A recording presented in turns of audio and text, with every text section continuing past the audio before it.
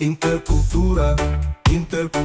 Почитувани, наш соговорник е Звездан Ѓоргиевски, добитник на наградата за животно дело за новинарство Крсте Петков Мисирков. Тој е воедно и долгогодишен уредник за култура, така што темите од областа на културата се неизбежни. Звездан, ајде и за културата. Дали таа е поразлична во времето кога вие ја покривавте и тоа толку квалитетно, со оваа денешна ситуација, како што и самиот кажа, одвај неколку луѓе успеваат да ја следат и тоа со многу малку ресурси? Јас влегов во културната рубрика во Нова Македонија без никакви афинитети за култура.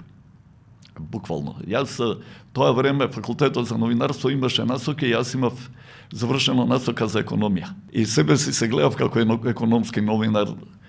Значи, бе претплатена сите тогашни југословенски економски списанија и макроекономијата ја следев многу. И на некој начин, како показна да бев префрлен во културна рубрика, уште бев приправник и бев многу уплашен. Таму работеат зверови. Значи, културните рубрики во редакциите во тоа време се сметаа за зверови. Ако Лилјана Мазова води театар, што мајка ја барам таму? Кај ќе ме пушти да и се мешам во сектор, или Глигор Стојковски литература, што барам ја во литература? Веролјо Пандоновски, мојот тогашен уредник, ме препозна и ми даде, така го крсти тој, сектор политика на културата. Значи, културна политика до тогаш не постоеше таков сектор во македонското новинарство и тоа беше права работа за мене, бидејќи тоа беше една широка слика.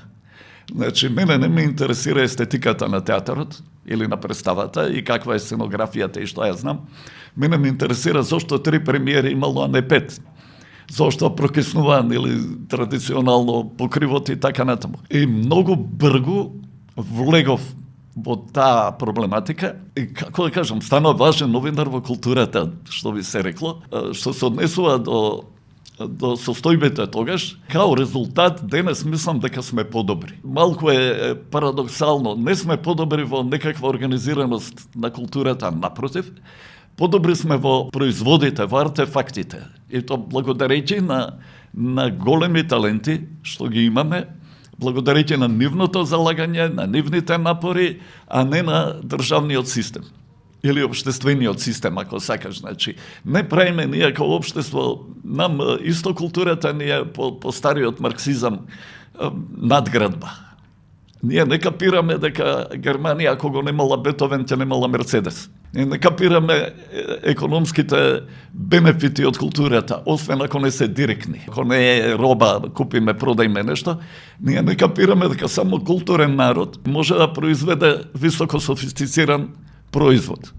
Се жално е што сме мал пазар, за литературата е жално што јазично сме уште помал, тоа е хендикеп на сите мали литератури. Веројатно и у Азербејџан има јаки поети, јаки писатели, ние не ги знаеме, затоа што е тоа мала култура. Дека тука доминираат големите англосаксонските, шпанските, француските литератури или култури.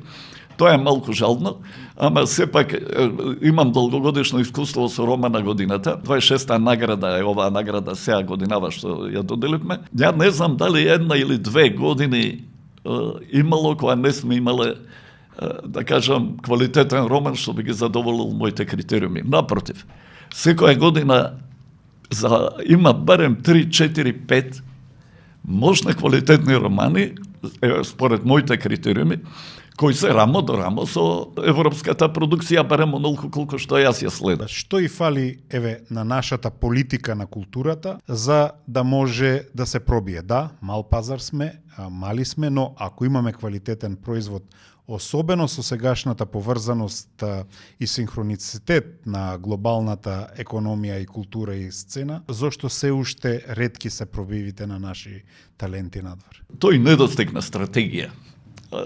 Беше министер, знаеш, правеше стратегии.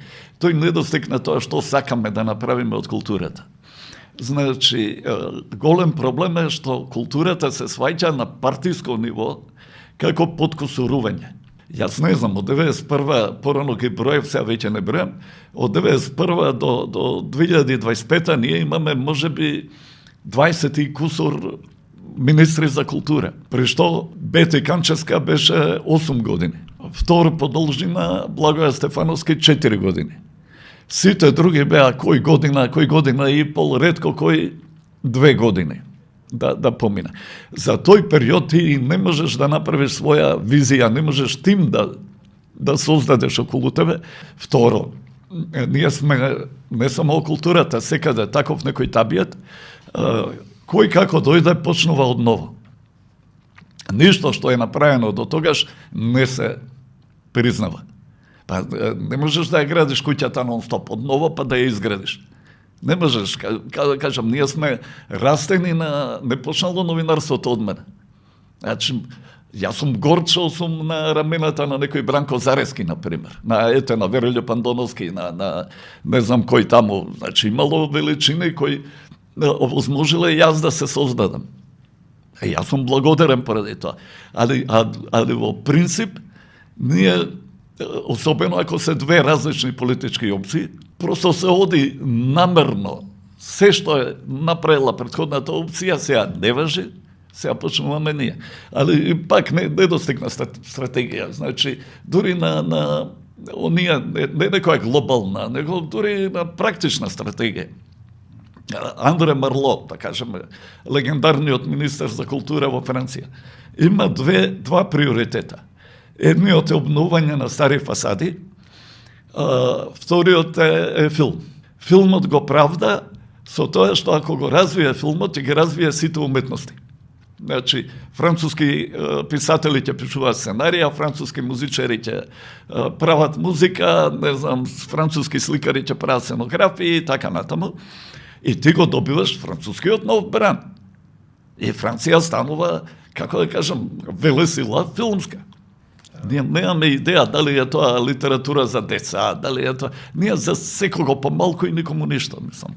Како ги гледаш ти македонските работи денес, особено и од културен аспект, во смисла оваа поделеност за која што говореше, како да се префрлува и во уметничката фела. И уметничката фела придонесува наместо кон интеграција на нацијата кон разни поделености до таа мера да ти учествува и експлицитно во разни политички настани. Претенциозно ќе звучи ова, ама ги гледам исто кој што ги гледаше Крсте Петков Мисирков 1903. Значи, уште сме функционално неписмени, уште сме, значи, идејата на таа книга или тие есеи таму што ги има Крсте Мисирков е токму тоа, дека ти без култивиран народ не можеш да правиш држава. Дека секој обид да правиш држава е на сметка нечија. Таму конкретно на бугарите, например, во за македонските работи, али тие проблеми остануваат. Јас сум фрапиран како ние прво не читаме. Второ, ако читаме, не знаеме да читаме. Ако пишуваме, не знаеме да пишуваме.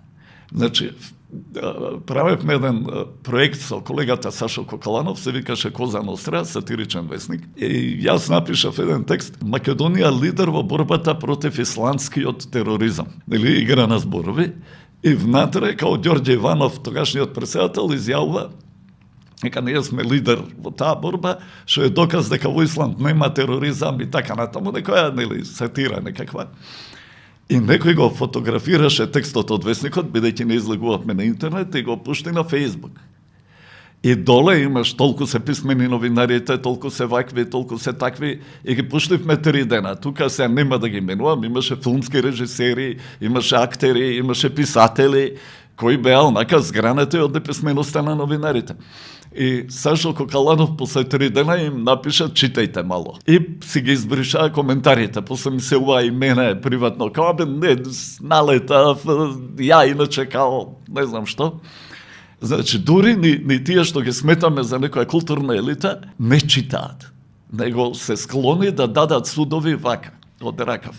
Кој е твоето чувство за интеркултурата, за културата на различните заедници, за културата на различните, на ранливите? Трагично ми е чувството. Прво на етничка основа.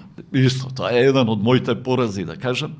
Јас не ја знам културата на албанците што живеат во Македонија. Јас не знам кои се нивни поети. Јас не знам, освен вака, некој, знаеш, не ќе додам на тоа, имам другар тука.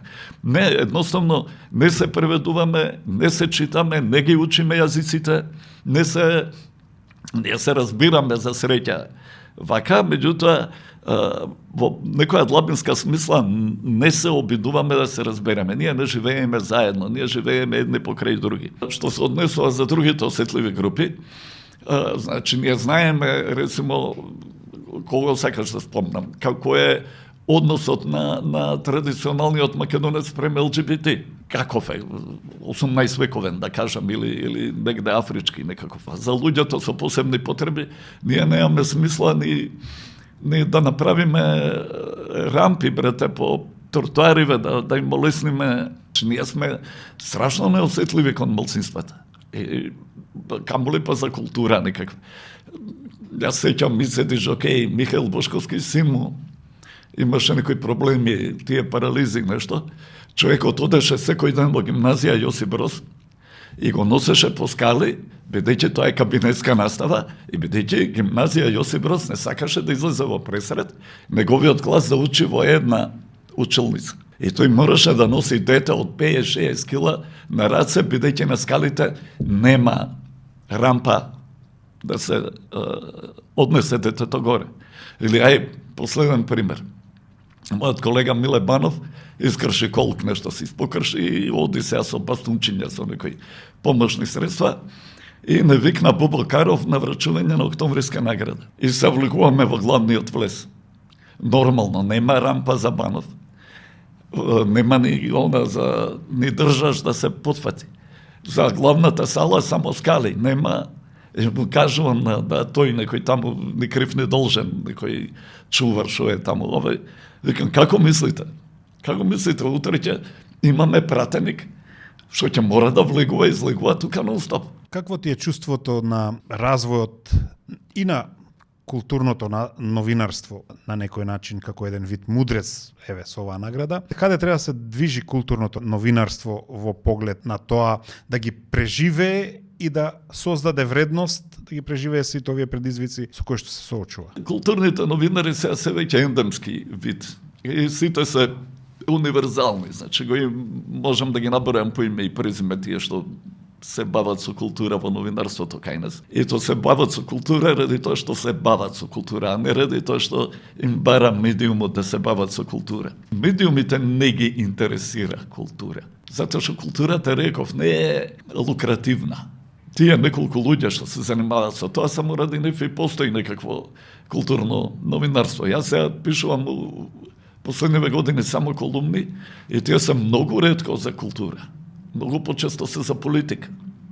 Бидејќи тоа е лукративно. Сите не интересира, немам појма, ВМРО, СДСМ, она, никого не го интересира, не знам зошто МНТ направило 5 премиери, а не 7. Пошто и тие 5 нема да иде да ги гледа, како да кажем. Ние немаме критика.